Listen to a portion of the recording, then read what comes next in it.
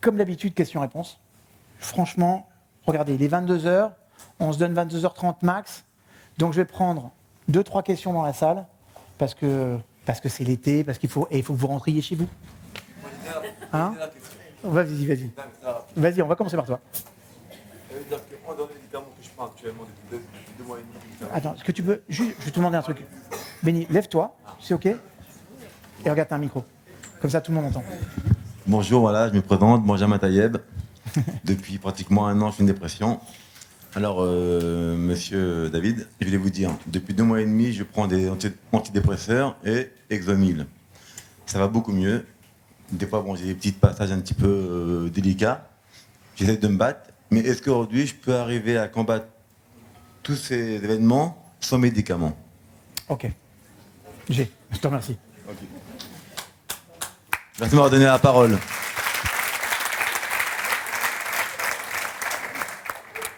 D'abord, Benny, je vais te dire ce que je crois profondément. Quand on a le courage de faire ce que tu es en train de faire, on a le courage de faire tout ce qu'il faut pour sortir de la dépression. Maintenant, vous pouvez comprendre une chose, c'est que la plupart des médicaments qui sont proposés sur le marché, en termes de structuration médicale, sont des propositions qui permettent parfois d'avoir une atteinte sur le mode de fonctionnement cortical, donc le cortex, pas l'amygdale. D'accord? Donc, ça veut dire que la proposition qui est faite, c'est parfois de ralentir le schéma cognitif, le fait de penser. Parfois, tu dois t'apercevoir que quand tu prends l'Exomil, tu as du mal à penser, c'est un petit peu plus compliqué. Okay? Et en fait, ça, c'est parce qu'on a présupposé, c'est vrai, que quand on ralentit le système cortical, parce que on a une anxiété qui nous vient du cortex, et puis on a une anxiété qui vient de l'amygdale. Mais par exemple, ce type de molécule, elle fonctionne très très peu sur l'amygdale. Okay? Pas assez en tout cas. Donc ce qu'il faut faire, c'est une fois encore parler le langage de l'amygdale. C'est-à-dire que toi là, ce que tu vas devoir, c'est d'abord d'accepter le fait que tu es en dépression, de comprendre ce que tu es en train de vivre, d'accord? Tu vas le comprendre à partir du moment où tu vas t'intéresser à ce que c'est vraiment l'anxiété. Et écoute-moi bien, l'anxiété amygdalienne, ok? Parce que le problème de la dépression, c'est qu'on est dans une structure limbico-limbique. On tourne avec le limbique, donc le système amygdalien. Il faut que tu apprennes le langage de l'amygdale, d'accord? Et le langage de l'amygdale, c'est quoi? Apprends à te relaxer, apprends à te relâcher. Maintenant, je te donne ça. Tu fais de la relaxation physique, ok? Tu apprends certaines formes de respiration. Et ensuite, tu fais des activités physiques? Oui. Ok, tu fais quoi? Je suis pongiste. Pongiste, ok. Et après, je fais quelque chose de l'apio et bon. Après, malheureusement, j'ai arrêté de faire. D'accord. Donc, tu as des exercices aérobiques et anaérobiques. Ok? Augmente un tout petit peu les exercices aérobiques. Si tu aimes bien courir, cours. Ce que je te recommande, par exemple, tous les jours, tu te prends 30 minutes. Sans téléphone portable, sans rien. 30 minutes de course à pied en pleine nature. D'accord? Une forêt, un parc, une plage. Fais ça et augmente. Tu te fais 30 minutes de ça et tu changes par 30 minutes. En plus, tu ne changes pas. 30 minutes, tu apprends des formes de méditation et de relaxation qui intègrent 2 choses. Une respiration. Okay? Tout à l'heure, on parlait de cohérence cardiaque. Okay? Intègre 30 minutes de cohérence cardiaque. Je te fais une promesse. Tu intègres ces 2 exercices-là. En 6 semaines, tu peux te passer avec l'Exomil. D'accord? En 6 semaines seulement. Pourquoi? Parce que Thierry qui serait là vous dirait que quand on travaille sur la cohérence cardiaque, tous les tests ont montré que si on faisait une demi-heure de cohérence cardiaque par jour, en 6 semaines, on change notre nature métabolique. Et en fait, tout le principe, c'est de passer du système nerveux autonome sympathique à parasympathique. Chaque fois que tu vas faire ça, en fait, tu vas te passer de l'Exomil. Parce que c'est ce que va permettre l'Exomil. Je suis clair? Donc, rentre dans le modèle qu'on a vu ce soir. Mais vraiment, je vais être porteur d'espoir. Okay? Tout est possible à partir du moment où tu vas le vouloir et tu vas considérer que finalement, ce n'est pas les événements que tu dois changer, c'est toi. Okay? Et reste connecté aussi à ta dimension spirituelle, tout le temps.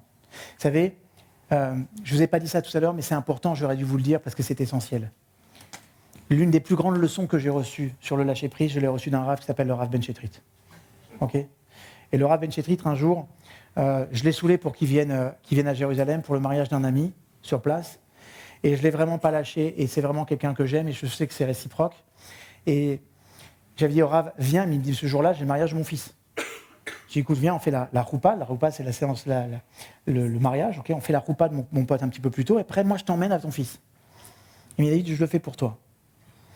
Bref, on y va. Et quand on est dans la voiture, on parle de mon business, tout ça. Et à l'époque, tu sais quoi, j'étais épuisé de travail. Et à un moment donné, il m'a dit, David, maintenant que je te connais bien, je te dis une chose, tu réussiras pas. Est-ce que vous savez que moi, j'ai beaucoup d'admiration pour cet homme. Quand on le connaît, c'est un homme fabuleux, vraiment admirable. Et je sais qu'il n'y a pas une parole qui me parle de travers. Et j'ai dit, Ria, c'est quoi le message? Il m'a dit, David, le problème, c'est que tu crois que tout arrive par toi. Donc, tu es devenu un hyper contrôlant. Écoute-moi bien. Il m'a dit, fais ce que tu dois faire. Vous vous rappelez, tout à l'heure, je parlais d'alignement. Fais ce que tu dois faire. Considère une chose, c'est que le résultat ne t'appartient pas. Le résultat appartient à Dieu. Il me dit, pourquoi tu ne t'associes pas avec lui? C'est le créateur du monde. C'est l'alpha et l'oméga. Prends-le comme associé.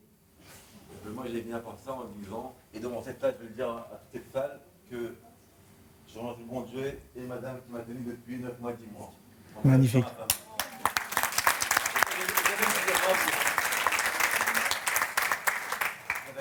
Continue cette association, reste avec madame, et fais tout le reste, et à la grâce de Dieu, et tous les efforts que tu vas faire, tu pourras t'en sortir. Et tu sais quoi, ce qui est intéressant, c'est que cette force que tu vas développer pour traverser tout ça, je te demande une chose, demain, mets-le au service des autres. Parce que c'est quand on a eu la chance d'avoir une dépression ou un burn-out, vous avez entendu ce que je suis en train de vous dire? La chance d'avoir une dépression ou un burn-out, même si c'est un enfer, vrai ou pas? C'est un enfer. Mais quand on a eu la chance de traverser ça, on a le devoir d'aider les personnes qui sont les plus démunies. Et c'est aussi pour ça que je suis là aujourd'hui. Merci pour la question. Benny, 1 point. Toi. Bonsoir. Quel est ton prénom? Céline. Salut Céline. Alors moi j'ai une petite question.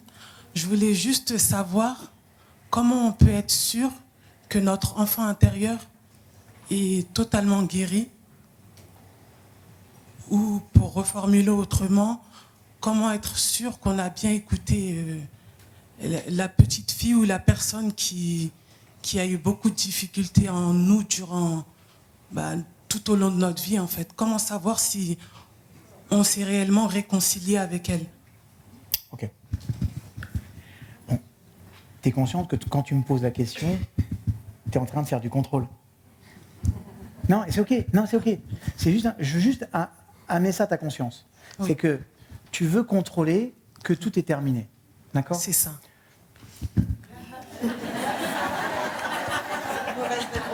Non, mais c'est bien. T'es accepté. Tu te rappelles, la première étape, c'est accepter. Viens, on va comprendre une chose. On va comprendre que, finalement, ton enfant intérieur, tu ne sauras jamais s'il est vraiment guéri. Pourquoi? Parce que tu seras confronté à ce qu'il a vécu qu'à travers les expériences que tu vas vivre dans la vie. D'accord? Donc ça se trouve, tu vas avoir des nouvelles expériences qui vont te connecter à cet enfant intérieur. Je te donne un exemple très concret d'une femme qui avait un problème parce qu'elle était perfectionniste. Ok? Mais vraiment perfectionniste. C'est-à-dire que sa vie était un enfer. À chaque fois, elle restait plus longtemps au bureau. Quand elle terminait au bureau et rentrait le soir, elle pensait à son boulot. Elle avait toujours peur des conséquences, de ne pas bien faire. Elle se sentait toujours dans le syndrome de l'imposteur. Elle se sentait nulle. Okay, alors que c'était une femme hyper performante. Pas hyper, hyper. Okay. Quand on gratte dans son enfance, on va avoir un petit moment. On parle des mémoires biocellulaires. D'accord? Un moment où elle était petite, elle vit un moment incroyable où elle est pendant les vacances et sa mère, elle lui dit, vous savez, il y a un très très bon glacier, on va y aller, vous allez manger les meilleures glaces de votre vie. Elle prend la glace, elle s'installe sur le banc, elle regarde à droite et elle fait tomber sa glace. Son frère qui est là, lui dit, t'es nul, t'es bonne à rien, on ne peut pas te faire confiance, on s'est déplacé, tout ça. Et sa mère, qui veut lui donner une leçon, qui peut-être repose sur une logique bienveillante, lui dit, je te préviens, tu n'auras pas de glace ce soir, c'est comme ça, tu n'avais qu'à faire attention. Dans la vie, il y a toujours des conséquences à nos actes. Et bien ça là, ça va générer un stress interne, un stress mémoriel, qui va amener à ce que cette femme devienne une perfectionniste plus tard. D'accord ? Il y a peut-être d'autres blessures qu'elle a eues. Mais ces autres blessures, on les saura que dans les difficultés qu'elle va rencontrer dans la vie. Donc, il ne sert à rien de savoir si tu as tout réparé. Et je vais te dire ce que je crois profondément. Moi, j'ai vu des personnes, tu vois, par exemple, j'ai aucun problème de parler avec vous en public, et pourtant, j'étais un gamin extrêmement timide. Maintenant, je vous dis, il y a plein de domaines de ma vie dans lesquels je suis encore timide. Okay ? Et c'est OK. Ça s'appelle notre part de vulnérabilité. Parce que moi, j'ai vu des personnes qui réglaient leurs problèmes d'enfance à 90% et qui passaient ce qu'on appelle l'acharnement thérapeutique, toute une vie après pour se débarrasser des 10%. Pourquoi tu veux t'en débarrasser ? Ok ? Et cette blessure, c'est aussi ce qui a fait la personne que tu es. Ces 20%, c'est aussi ce qui fait que parfois, je peux être dans mon humanité. Il n'y a pas une personne qui ne pourra pas dire que je ne suis pas sympathique. Je le pense profondément. J'essaie d'être disponible pour un maximum de personnes. Je ne me suis jamais pris pour quelqu'un d'autre. Tu sais pourquoi ? Parce que je sais d'où je viens et je sais que j'ai ces 20% qui sont là. Et ces 20%, c'est ce qui m'a permis d'être dans mon humanité. Donc, il ne sert à rien de savoir si tu as réparé à 100% cette histoire de cette petite fille. Ce que je sais, c'est que tu l'as pris en compte. C'est la chose la plus importante. Et que toi, tu dois être à l'écoute. Et que quand tu sens que cette petite fille, elle se révèle, et puis qu'elle a besoin d'un soutien, bah, tu lui parles comme si c'était ta propre fille, et tu vas la rassurer comme si c'était ta propre fille. Et tu vas t'apercevoir que si tu rentres dans ce processus, tout ira bien. Ne rentre pas en contrôle de se dire, il faut impérativement que je termine cette blessure, parce que ce qui est. Tu ne pourras pas le changer. D'accord ? Merci.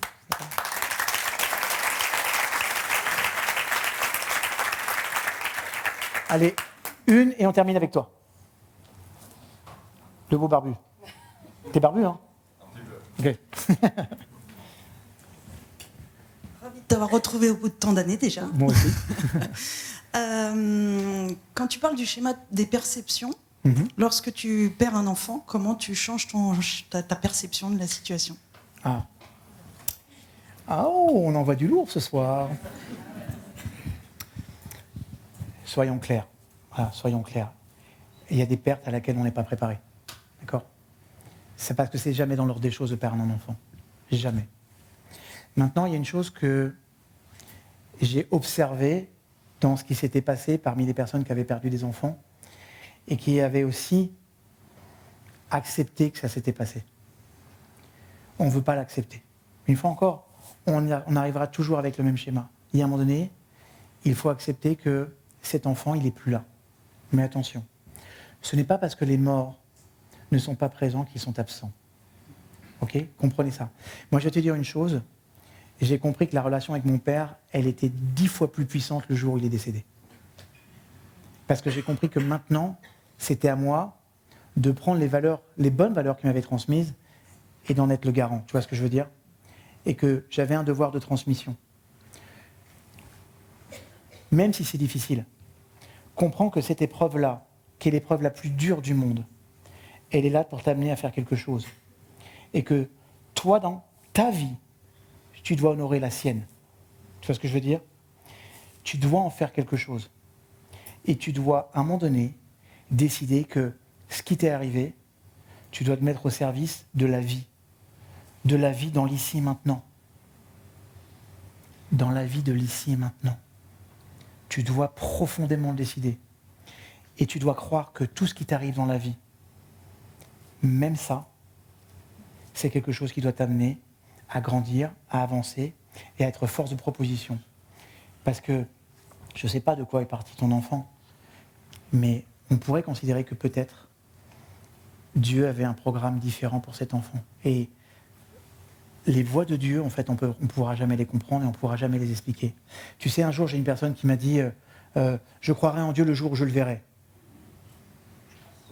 Ok, alors viens, on va faire un truc, viens avec moi. Mais viens avec moi honnêtement. Tu vas faire une chose et tu vas le faire honnêtement.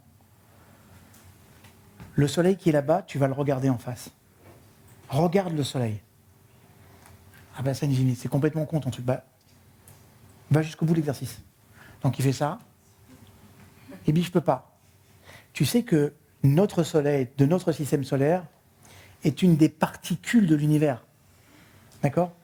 Il y a des milliards de galaxies telles que la nôtre. Le Soleil est l'une des planètes les plus petites de notre système solaire, de notre galaxie. Aujourd'hui, aucun scientifique au monde est capable d'expliquer comment une planète qui est une boule de feu, ne se consume pas. Et n'importe quel système, vous le prenez, ça se consume, vrai ou pas? Une bougie, ça se consume. Le Soleil, ça se régénère tout le temps. C'est-à-dire que tu vois un miracle de Dieu tous les jours, tu vis un miracle de Dieu tous les jours. Tu ne peux pas regarder son plus petit miracle et tu veux voir regarder Dieu. Allez, t'es sérieux quoi? Donc à un moment, il faut remettre les choses sérieusement. C'est-à-dire que la volonté de Dieu, on ne pourra jamais la déterminer. Mais le jour que tu accepteras que le plan de Dieu, c'est le plan de cette petite, et c'est ton plan aussi à toi, et que tu dois en faire quelque chose, aussi dur soit l'exercice, ton âme a quelque chose à vivre à travers ça. Le jour où tu l'accepteras, le jour où tu le décideras, d'accord? Et le jour où tu transformeras cette croyance, tu feras de cette expérience une force que tu mettras au service de toi d'abord, et des autres ensuite. Tu vois ce que je veux dire? Est-ce que ça va être facile, chérie? Écoute-moi bien. Tu vas crever de douleur. Sois clair. C'est difficile. Mais je te fais une promesse. C'est que si tu arrives à faire de son départ quelque chose d'utile pour le monde, son âme aura été incarnée pour quelque chose de grand. Grâce à toi. Tu es son messager, chérie. Tu l'as juste pas encore intégré et compris. Il faut que tu y ailles dans ce sens. Ça te parle? Cool.